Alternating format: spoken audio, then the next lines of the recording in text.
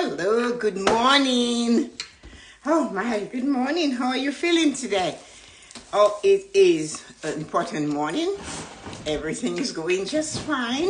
It's Friday. Ceci, I'm so sorry. I'm rushing. I'm late. We'll talk later. I really enjoyed our chat this yesterday. It was great. I felt good after. So, good morning. Thank you for coming. It's Friday. And hello, nephew. Welcome to the Morning Blessings. I'm Tessa-Marie, and welcome to the Morning Blessing. It is Friday, a bit on the chilly side this morning. The temperature is 6 degrees over here. Hi, Nancy. How is the weather in Wisconsin? My camera looks dull, but I am rushing. Can you believe I was rushing?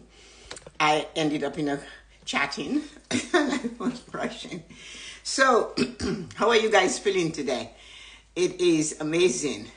And it's cold, but it is the 25th. So guys, 2 months to Christmas Day, and Tracy, Hanukkah, and all of that's coming up. So let's do this. I said planning is key. Planning is key. Whenever I bring something up, it's usually because something happened that made me, who is here? Because this thing doesn't scroll anymore. Thank you for wonderful yak. Hi, Colin. Good morning. How are you feeling this morning? I'm having some ginger tea. It was there, so I thought I'd have it. So anyway, let's look at what we're doing. Planning is key this morning. If we want to live a fulfilled life, your version of your life. I did not say a successful life. I said a fulfilled life. It's very dark this morning. It rained last night, so that's why. Of course, it is dark here too, cloudy. And the thing is though, Nancy, the sun is still trying to shine, so we have to hold on to that. So no matter what type of life you're seeking, the most important thing to live the life you want, whether you want to say it's a successful life or you want to say it is a fulfilled life. So it doesn't matter to me. It matters to the chooser, the person that is choosing this. Yeah, so that's how it is these days. It's fall. So we are choosing to live that life, that fulfilled life, or that successful life. Or we are choosing to seek it. Because really, when we start, we're in the developing stage of life. I think I spoke to you guys about that. Life mimics finance. When you are between birth until about maybe 26, 20, just before 30, all of that is the developing stage. Good morning, Lisa. How are you feeling this morning? It's dark and cold here today. So, mimicking life and finance, planning is key in both. Sometimes we do not realize how it is that way. But look at it, from birth to about, before you get to be 30, you are in what we call the developing stage. During that time, financially, you're also in the developing stage. You don't have a lot of money. I told you guys about my journey at 22, saving a little bit of money. So you're developing in life, you're learning, you went to university, college, high school, all the things to your developing stage. And in finance, you don't have a lot. So you're trying to make ends meet, like it's happening now. Young people are moving back home so they can save money for a down payment for their house and all these type of things. That's developing. So finance and life are parallel. Then you go into the second stage of finance and you're aggressive. You're starting to apply for better positions. You're in your 30s. You're pushing yourself up a bit. You're doing better. You're applying, you're working on it. And that is the life part of it, right? So life, they meet. That's when they meet in our developing, in our accumulating stage. We're accumulating more knowledge, more experience. We're accumulating more finance. We're deciding we need more. We're starting to think, or maybe we're in the stage of buying a home. And we're doing this. We're a little bit more risky. We take more risk with our investments, but we're still planning. Then when we hit about 50, it's like a realization. Okay, what next? So now we start planning for the future, our future in the stage of retirement. We are looking at legacy. What are we leaving for these children? And as we go into the 50s to the 60s, unless you're like me, you keep still making risky investments because risk doesn't bother you. But on the other hand, you start to balance your risk. So in the middle, you're very risky. You know, it's like when you're teenagers, when you're riding down your bike and using your running shoes for brakes instead of the brakes the bike came with. That one. Going down the hill like Michael and them did, go down Truckers Hill. Good morning, Jillian. All of them going down Truckers Hill, and on their bikes. And one slight thing, and they end up on the rocks in the lake. But they did that. So you have the developing stage. Some risks, not a lot. You learn, you develop. You have the accumulating stage. 30s to the 50s, you're accumulating. You're still accumulating. If you have a solid financial and mental and the job is solid, you'll still take some risk. And then you come into the 60s and you're looking at retention. So to retain, you have to get out of some risky investments. Retain, you're going to start looking at yourself and say, I cannot go skiing, I cannot do this by myself. You're looking at things. You're not taking the same risk with your life anymore, and you're not taking the same risk in your financial situation anymore. So they're parallel. But in order for you to know that and to decide, I need to leave legacy, so you protect what you have. I need to feel good, so you protect your body. I need to feel good, so you take care of your mind.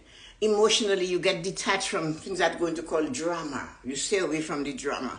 Sometimes you get to the point that the friend that you had for 40, 60 years that you always talk to, that was always Debbie Downer, and you get intolerant of that. You don't want to gossip anymore. You don't want to hear sad stories anymore.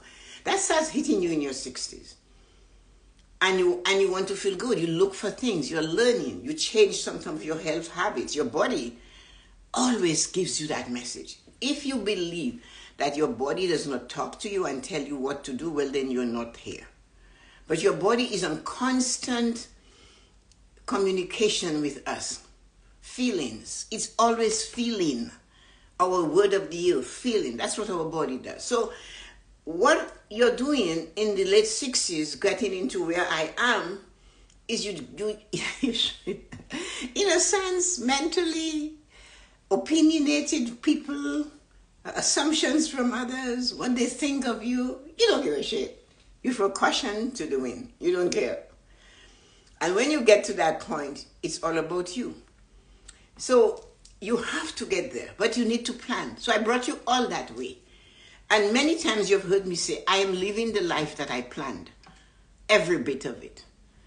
It would be nice to have a spouse, but fine. I said I was living the life that I planned. So I planned that portion. And I cannot force somebody to plan to take care of their health. It's a choice. If you notice that you're going this way and it's not feeling good, you need to stop and pause planning. So to live the life you picture in your mind's eye, or you dream, or you observe across the pond, across the backyard, this person is doing exactly what they want. To do that, hi Rita, good morning, how are you feeling today? So to do that, you have to plan. You cannot plan to be what you're not. You cannot plan to work at doing something that doesn't benefit you. And that is one of those things. That's why you were constantly on a planning and fixing and altering and moving it this way and shaping it that way and just making the plan work. You cannot make a plan and think the plan is forever. You cannot do that because you're moving. Whether you sit still, the day still goes on. Thank you to hear that. Nice hearing that, Rita. So we need to understand that planning, if we want to have something, to do something, we have to plan. Planning is key. Planning is key. But planning comes with a zipper. And you guys don't know, maybe she's going crazy again. Yeah, I am. Planning comes with a zipper. You have a plan. You have people in your life. They blab. They put you down. They give you rules and regulations of your limit. Stay in your lane. But well-behaved women do not make history. You have to break the mold. Even a man, you have to find your way. And you have to create your plan. And when you put your plan in place, you need to zip your mouth. Even if it is your mother, and your mother is going to tell the whole neighborhood what your plans are, then you maybe have to hold it back. Because you see, sometimes when you go to talk to somebody of the successes of your children, that person, hello Georgette, how is life in Florida today? That person maybe does not want to see your children do better than theirs. They're going to find a reason. Hey, they can be this close to you. They're going to find something to tell you. Why would she do that? You know, one thing I'm hearing now, and I keep telling people, it always has been so. The thing about it is, right now, people that have their own homes, in our age groups and some maybe, and they actually sit there and they say, I don't know how young people are going to afford a house. And I'm always having to go to zero back and say, when we were going to buy our house with our little $5,000 down payment, people told us to wait. The price of houses will drop. Do not buy now. How can you afford to do this on the income you're doing? But they did not know we had a plan. So there are people that will say that, but look at the incomes these people are drawing. Hi Yuko, good morning. How are you feeling today? Look at what the income of it. Hello sister, how are you feeling today? I see you survived brother Eric back in the island, eh? Good luck. So, what are you doing now? When you say to and you advertise it and you speak it, they cannot afford it. I don't know how they're going to do it. The cost of living has always been higher than income. It has never been more. Income is higher than the cost of living. But you have to plan how you're going to do this. These young people are planning. So listen to the yin and the yang of this, right? That's why we are here. I am watching a little bit of news. And the government has decided in Canada it is a big no-no to have a 30-year mortgage amortized over 30 years. But the government realized the price of housing is just really high. So they said they'll give first-time home buyers 5 more years on amortization. Let me tell you something. One guy, a broker, he's not a banker. So there's a difference, guys. A broker is like a B lender. Banks are A lenders. So if you don't fit in the A lender mold, you have to go to the broker mold. He's saying, well, it will cost them more over time, over interest in time. Okay, fine. I'm saying that to show you what planning can do. He's saying that he's a broker, and he's saying, well, if they get the higher interest rate, it's going, not the higher, the longer time to pay. They'll pay over $100,000 on a $920,000 purchase home, right? All that is true. But the thing is, there are things you can do to avoid having to pay that interest. These young people have a smaller income. They're in maybe just at the beginning of the accumulating stage into 31, 32. In 5 years, they will have gotten there. It takes 2 to 3 years for your income to match your mortgage. It really does. You were rich before you bought the house. Once you buy the house, the mortgage is rich and your house poor. But eventually, your mortgage and your income become parallel. They're dancing a jig like this, right?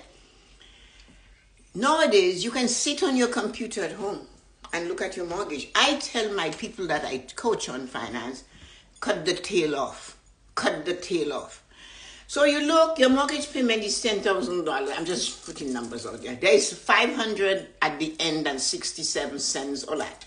The banks don't allow you to pay 67 cents or less than 100. So you have to go in and pay 167 cents.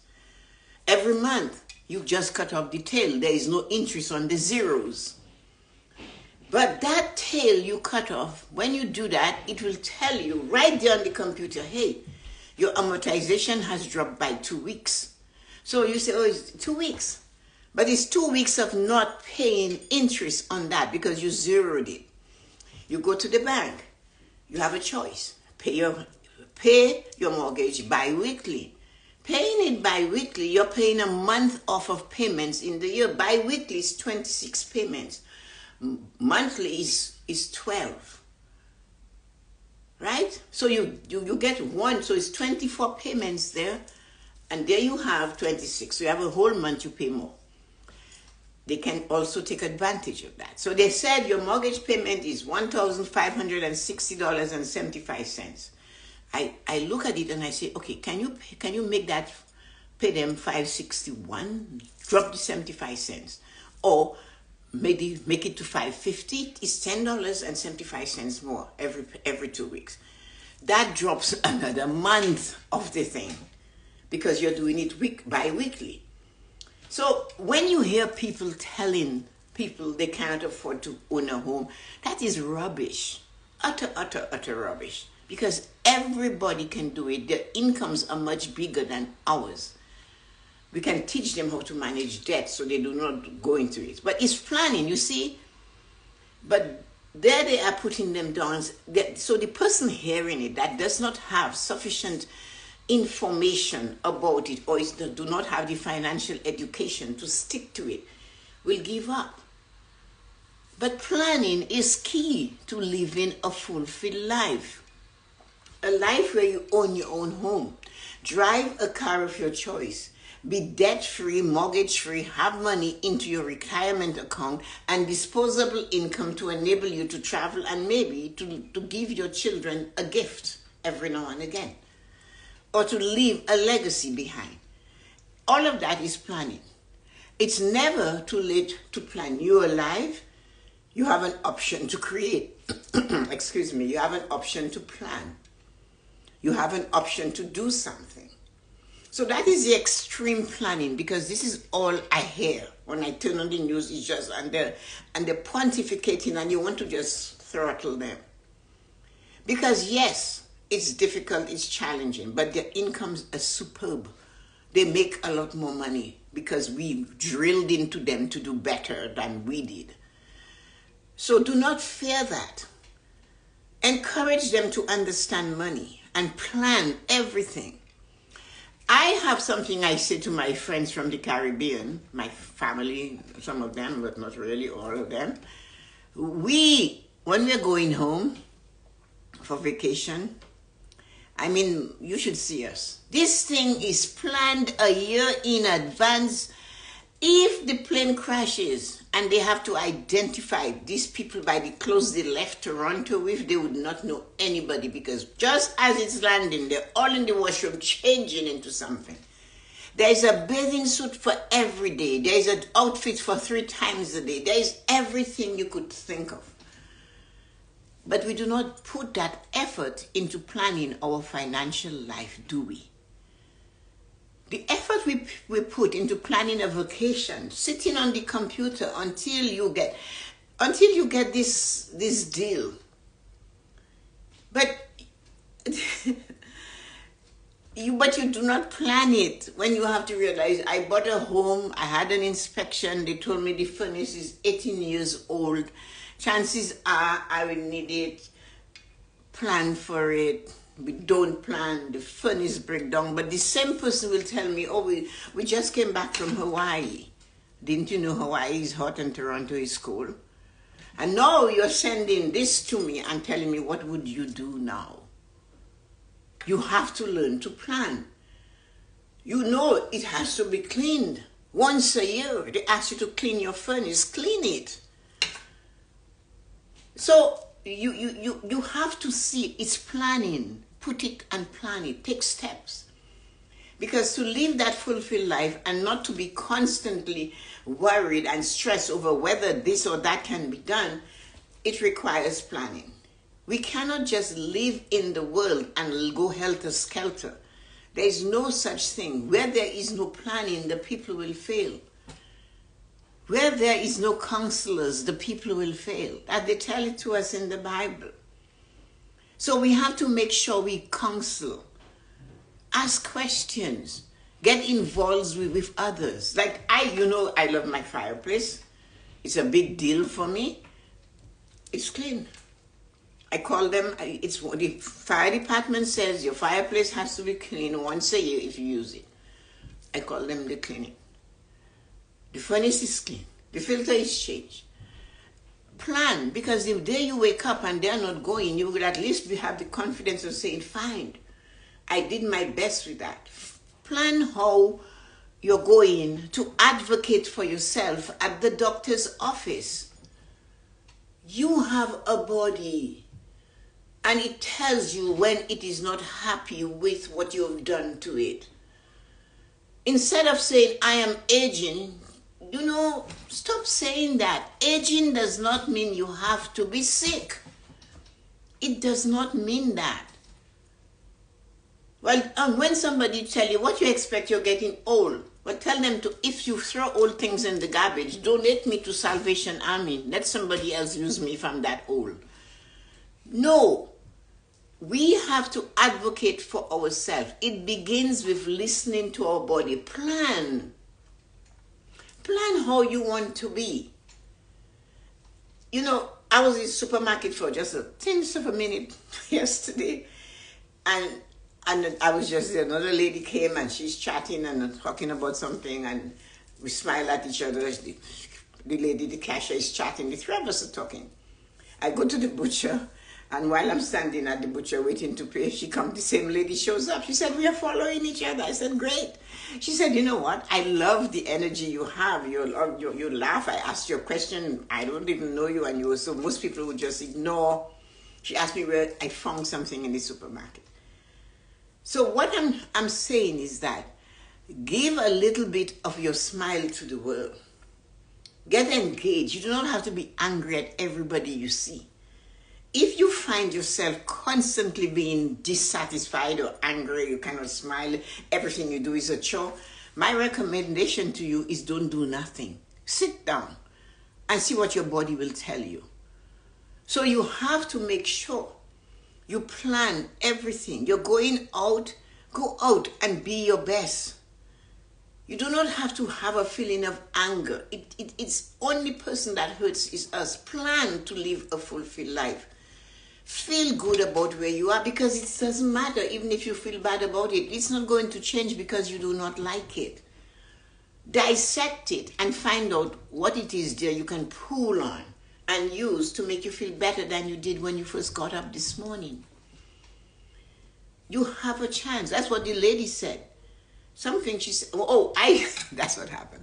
I said I was absolutely wonderful when the cashier asked me how I am. I said, absolutely wonderful. And that's how the lady got involved in it. Oh, I have never heard somebody answer this. I said, I am. I woke up this morning and I'm on my way to having a fulfilled life every minute of it. That's how the conversation went.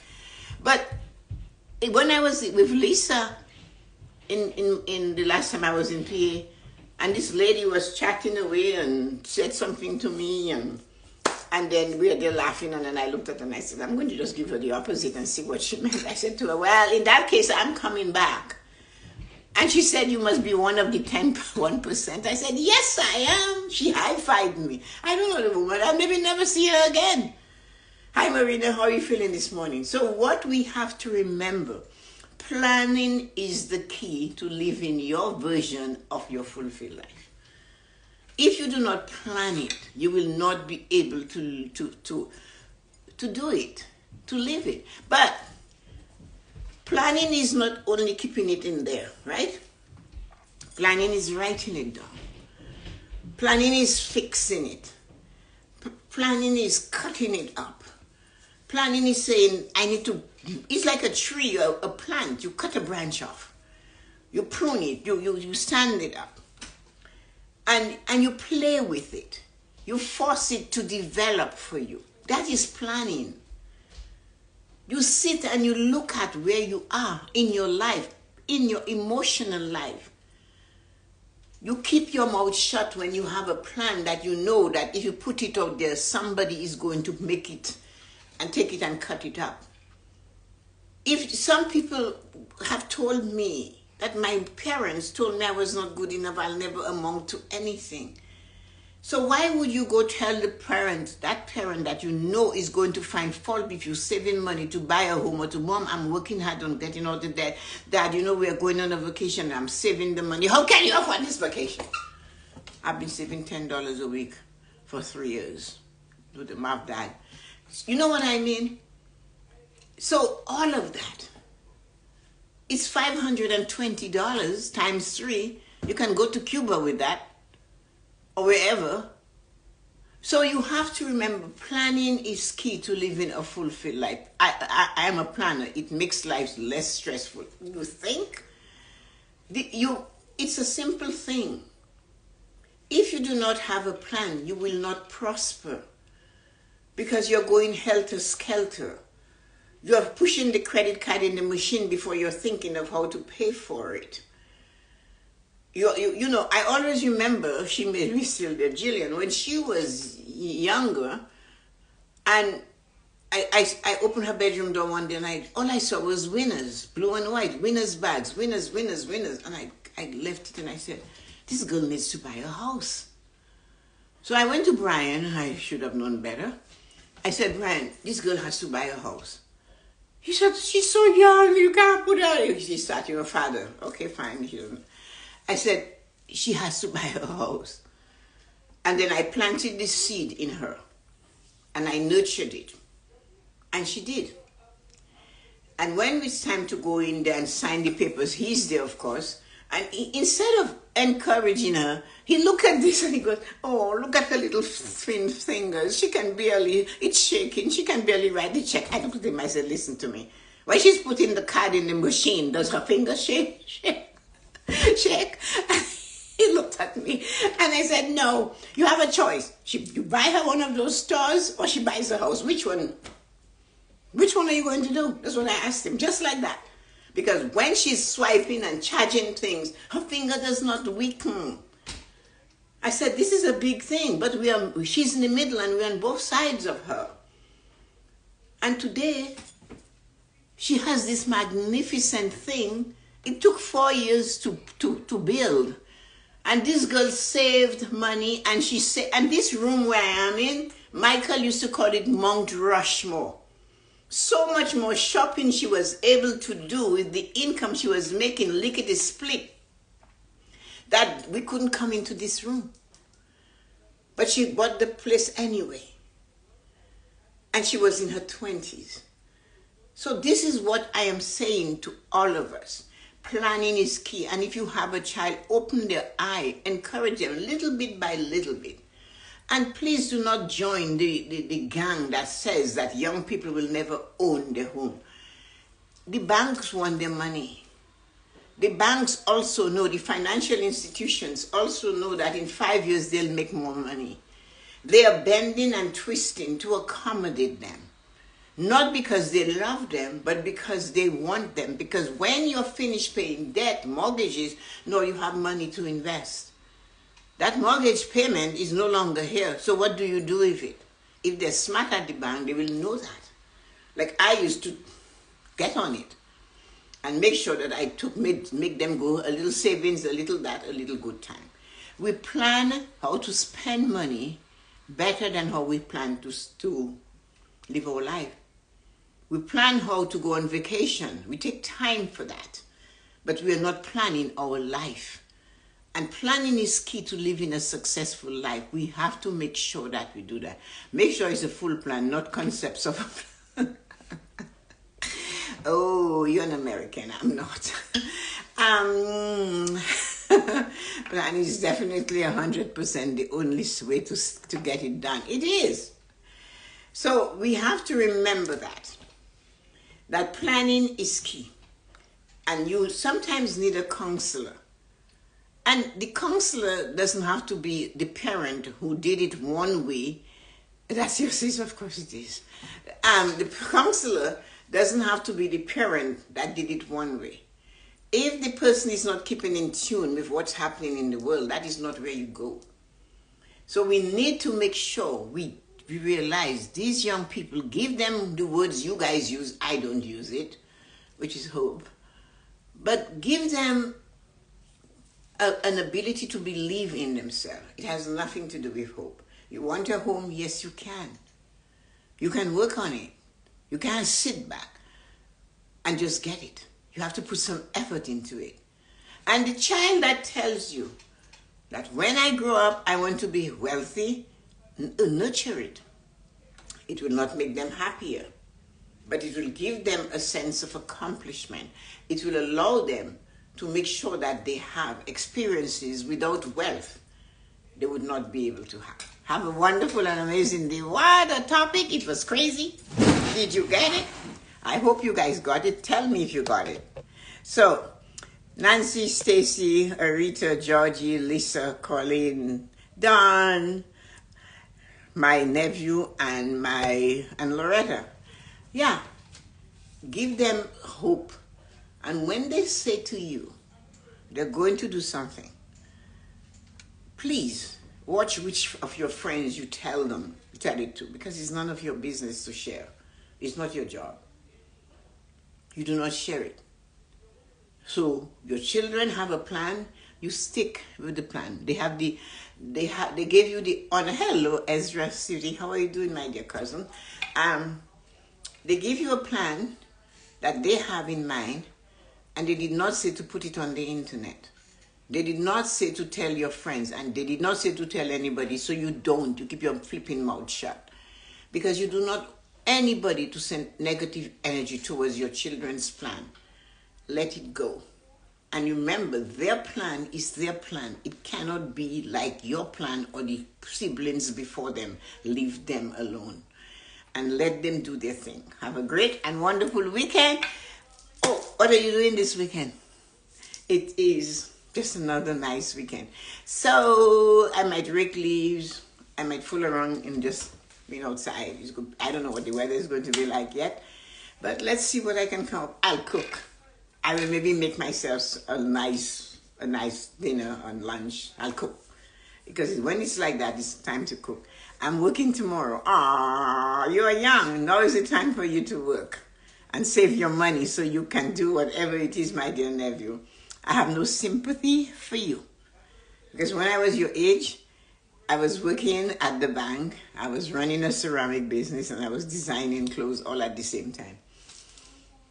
I don't do that now. So you better just take it in and enjoy it. So anyway, I'll get to everybody and I'll talk to you on Monday. Nancy, okay guys, I'm sorry. Those of you who are still here, you know Nancy, she's under Juliana. I don't know if you guys can remember Lynn Gowan. She used to come to the Morning Blessings and she introduced Nancy to the Morning Blessing. Lynn had a massive stroke a few weeks ago. She was in ICU for a long time. So Nancy told me when I asked her, where was Lynn? And she said that to me. So what I'm asking you guys to do is that Lynn now, they had put her in hospice. Well, you guys all know what that means. So it's Nancy's very good friend. So when you get the chance, send her a note and just, breathe a prayer, because that is an example for all of us to realize that life is short. And remember what we talked about. It's not that life is short. We have a really long life. It is short because we do not take care of every bit of the life. So one thing we have to remember is that word, love, when you end your conversation, I love you. Do not just say love you. Say, I love you. So send, just for Nancy because she really misses her friend. She told me she misses her friend. And we all know what that is. So take Nancy's experience as a lesson. So when you have a friend and you're hanging up, a sibling, in our family, this is just standard procedure. I love you. We do not end without I love you. So one of the things we have to say to others is I love you. And I know it's hard to say it, because you don't know when that is the last time you will have heard that person's voice. You do not know if it's that last time that person, even if you can see them, they cannot talk to you. They don't know you were there. So when we have experiences like that, it's important that we get the opportunity to change our life. That's why we get to know. I only saw Lynn in a picture on the beach one day. I think she was sitting. I have no idea. I saw Nancy the same way. So I don't know Nancy, and I don't know Lynn. But I do know that they came on the Morning Blessings. And sometimes she came there, so we got to know her name. And her lesson is the one that we have to use so that we can understand. I love you. Hi, Tanya G. I love you. Goodbye, I love you. If you forget it, and if when the person says to you, I love you, you cannot find it in your heart to repeat it, it's okay. You know, it's okay. Because that's all you can do. If you are not open or you're not ready for that, do not blame yourself. Because it's not everybody that was raised in a family that is open to hugging and loving. Always let that overflow. My dad used to come around and he would ruffle your hair just as you got a nice hairdo. So we were always touched and we always had, I love you. So it takes time to cultivate it, but send it out there. Your children are leaving your house, your grandchildren, they might not even answer you. They're going. You have to realize. Don't say, well, I said I love you, never look back. That is not your responsibility. Your job is to say it. So as they're going through the door, hey, Drew, I love you. Oh, hey, this person, I love you. Hey, Kiki, I love you. And they might just look like, oh, Grandma, and walk away. But say it, say it, say it, say it. Until they turn and they'll say, I love you too. Because you need to do that. Because life is so fleeting. And, you know, I told you guys of the lady who lived around the corner. Her name was Cher. And she had two big fluffy dogs. And she would walk them every day. And I knew her husband and they would be on the porch. And I'm always walking. So I would wave at them and I got to know her. And when Vanessa worked in university at the supermarket, she met Vanessa there and she realized Vanessa is from the area. And so anyway, I just always saw them. And then in June a year ago, June before that, 2 years ago, she had knee surgery. The knee surgery was perfect on one knee. It was so perfect that she went back and she had the knee surgery on the second knee. And she was given Tylenol 3. No, she didn't know that when you have Tylenol 3, you also need to have a stool softener or something like that. So she's getting pain, she's taking Tylenol 3, and it's still constipating her even more. Fast forward, her intestines erupted and it poisoned her system. She died. It was sad. But today I can tell you, when you're popping these pills, be aware of what can happen. Be aware that they have side effects, and do not just pop it and pop it and pop it. I have a friend. The doctor told her 40 years ago to take 2 Motrins. She was taking it forever until one doctor said to her, why are you on Motrin? The doctor that gave her that prescription is dead. But you buy Motrin over the counter. So she just kept taking it. Found out that Motrin contributed to her pressure being so high. Advocate for yourself. Learn from the mistakes of others. Do not only say you're sorry. Find out what it is and practice that so you get it and you understand it and you can share it. Have a great day. I love you. Thank you for listening to me, Preach Paul. Remember, planning is key. Where there are counselors, the people will thrive. You don't know, ask a question. Have a great and wonderful day. I love you. Bye-bye, everyone. Who is there? I think Tana J came. So thank you, everybody that there. Tana J, Loretta, everybody. Have a great day. Bye-bye.